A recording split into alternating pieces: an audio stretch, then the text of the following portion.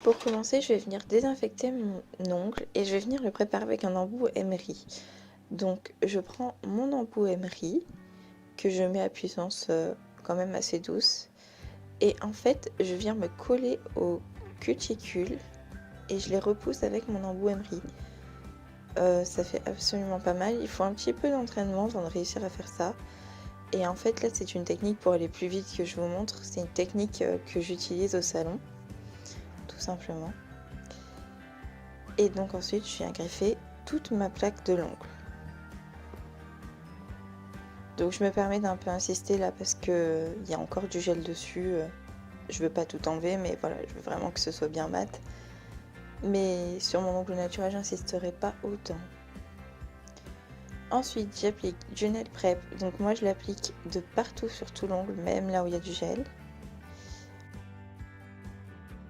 Et j'applique une goutte de primer. Une fois que j'ai appliqué mon primer, je passe à ma base. Donc c'est la base avec la kératine de chez Ongle 24. Je l'applique en fine couche et en faisant des petits mouvements de droite à gauche, de haut en bas pour bien imprégner le produit dans les écailles de l'ongle.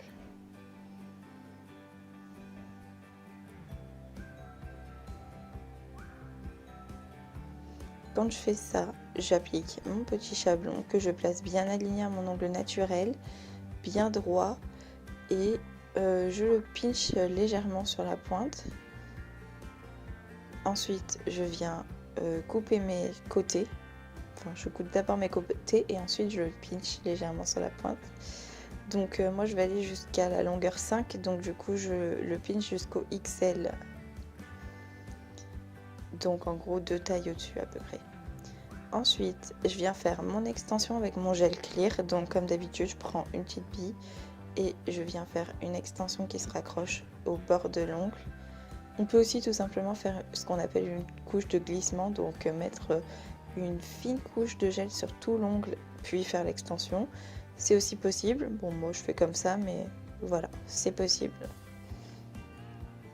Donc là, je vais venir faire une coffine, une forme coffine. Donc je vais vous montrer le placement du gel. C'est assez simple en fait. Je le place tout simplement de sorte à ce que ça fasse déjà une petite forme coffine. Donc je viens appliquer ma boule sur le bord, enfin accroché au bord libre de mon ongle. Je vais jusqu'à la forme, la taille où je veux. Je fais un trait quoi. Et je vais sur le côté. Donc ces chablons-ci sont vraiment top pour faire cette forme coffine parce que il y a les traçages qui sont parfaits. Une fois que mon extension est terminée, je viens prendre mon gel. Donc là c'est un Perfect Builder Gel de chez Ongle 24 en teinte naturelle il me semble. Et je viens faire mon bombé en fait en 2 étapes. Je vais faire un apex plutôt fin et moderne parce que c'est une forme salon que je vous montre aujourd'hui. Donc je fais ma petite bille au niveau des cuticules que je tire doucement. Enfin en fait je la travaille un peu au fil, un peu comme le constructeur gel. Et je les tire jusqu'à la pointe en passant bien par les points de rupture. Je passe bien partout. Alors là, ça coule un petit peu au niveau du repli proximal, mais c'est pas grave, je vais venir rectifier ça avec un petit bâtonnet de buis. C'est qu'en fait, j'ai un peu perdu l'habitude d'utiliser des gels de cette texture-ci, vu que tous les jours, moi, je travaille avec de l'acrygel. Donc voilà, je le travaille bien pour qu'il y en ait de partout. Il faut savoir que ces gels-ci, plus on les travaille, plus ils se liquidifient. Donc du coup, voilà. Pour le rattraper, hein, en fait, il touche pas encore ma peau, il est juste en train de se tasser. Donc voilà. Une fois que j'ai fait ça, que j'ai catalysé, je viens faire ma deuxième couche où là, je travaille mon apex. Donc un apex assez discret et donc je le place un apex moderne. Donc en fait, si vous voulez les formes salon, les clientes, elles vont pas vouloir la bosse de l'apex comme moi j'aime bien en fait. Elles veulent vraiment quelque chose de doux et qui fasse très naturel, mais il faut quand même une certaine épaisseur pour pas que ça casse. Donc voilà.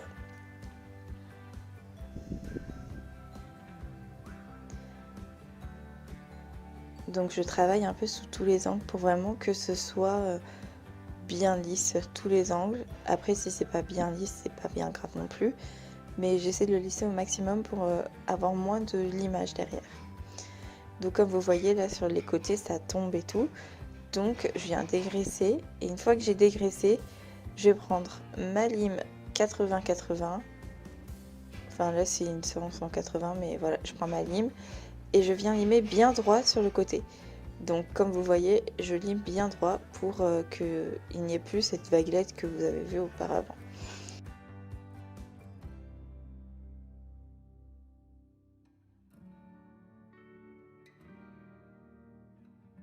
Il faut vraiment prendre du point de rupture jusqu'au bord, vraiment que le point de rupture soit pris dans le... Donc du coup, il faut vraiment que ce soit aligné au point de rupture, aligné à la vraie forme de l'ongle. Ensuite, je vais venir faire mes murs. Donc je lime bien droit, comme si je faisais un carré. Voilà, il faut vraiment prendre les points de rupture en fait, sans vraiment toucher les points de rupture, mais je veux dire partir du point de rupture jusqu'à la cuticule et aller droit. Ensuite, on lime le petit bord libre. Et là, vous voyez, il y a une sacrée épaisseur en fait. Et donc, on va venir d'abord faire notre forme un peu coffine, un peu rentrante. Donc, je prends ma lime vraiment sur le côté. Et je viens vraiment limer de sorte à ce que ça s'affine en fait. J'effine mon carré petit à petit.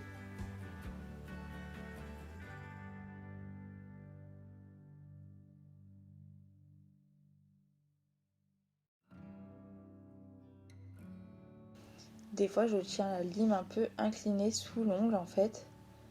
Si vous voulez, cette façon de tenir la lime là, ça va me permettre d'enlever le surplus qui est en dessous.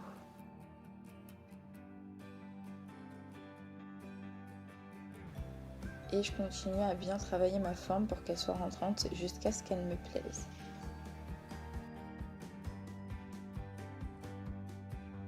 Donc dans cette vidéo, vous allez bien voir la différence entre la forme ballerine et la forme coffine. Et parce que j'ai fait un côté plus en ballerine, un côté plus en coffine.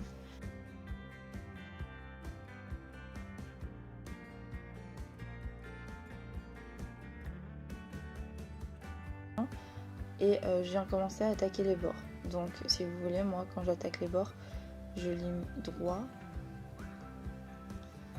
Et ensuite, je vais faire un limage diamant. Donc je lime sur les côtés pour affiner ma construction en fait. Sur le dessus.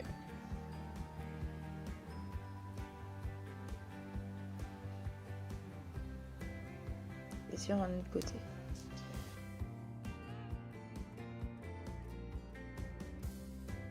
Je viens faire les cuticules, affiner les cuticules, parce que c'est important. Les clientes, elles vont pas vouloir d'avoir un bon... En fait, elles vont vouloir faire croire que c'est leurs ongles à elles. Donc, il faut vraiment jouer sur la finesse.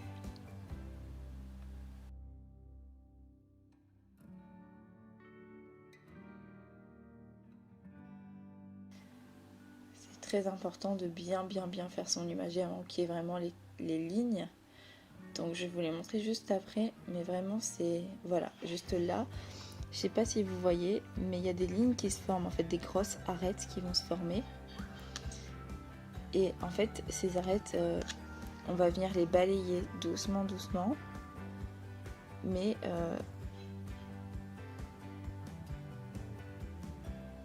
voilà, vous voyez bien, il y a des arêtes de tous les côtés.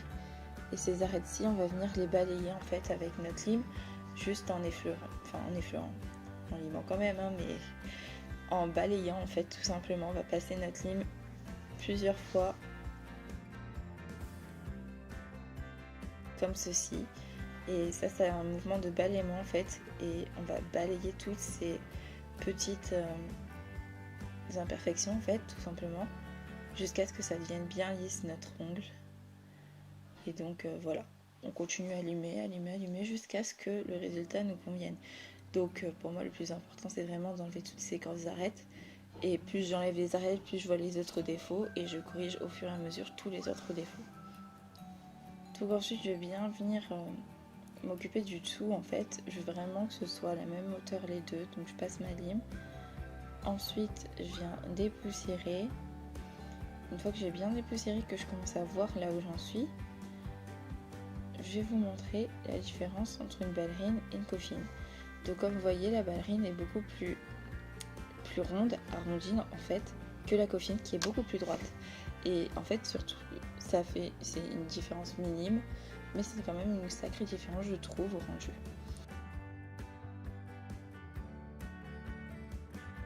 Donc vous n'avez pas vu de pinchage ou quoi, parce que tout simplement en forme salon, les clientes elles recherchent pas à avoir un super C-curve et tout, elles veulent vraiment du naturel. Donc un C-curve assez minime, contrairement à nous qui en tant que technicienne, on veut vraiment du C-curve, etc. Dans le quotidien, c'est assez compliqué d'avoir du C-curve très très prononcé. Donc voilà. Ensuite, je vais passer à mon bloc polissoir. Donc je viens enlever du coup toutes les arêtes qui resteraient de la lime avec mon bloc polissoir le côté le plus dur en fait du bloc. J'adore ceux-ci, c'est ceux de chez Modelons. Et ils sont vraiment pas mal, ils sont assez durs, pas trop souples, parce que quand ils sont trop souples c'est hyper chiant. Et je viens tout balayer en fait, c'est très important de balayer. Ensuite, ce passage est très mal cadré, mais je veux quand même un mini C-curve, parce qu'en fait, du coup, y a plus, enfin, ça fait plat et j'aime pas trop. Donc je viens tricher avec un embout, l'embout que j'utilise pour la dépose en fait, et je viens passer l'embout en fait en dessous de mon ongle pour pouvoir avoir un mini C-curve. Une fois que j'ai fait ça, on en est là pour l'ongle. Je vous le montre. Bon, là vous voyez que mes ongles ils ont pas tous la même forme. Il y en a qui ont 2 semaines et celui-là vient d'être fait. Donc vous voyez que c'est bien droit sur les côtés. C'est vraiment bien droit. C'est dans l'alignement en fait de l'ongle naturel tout simplement. Et donc voilà pour une forme coffine ballerine. Donc c'est une forme salon, vous voyez le bombé est assez doux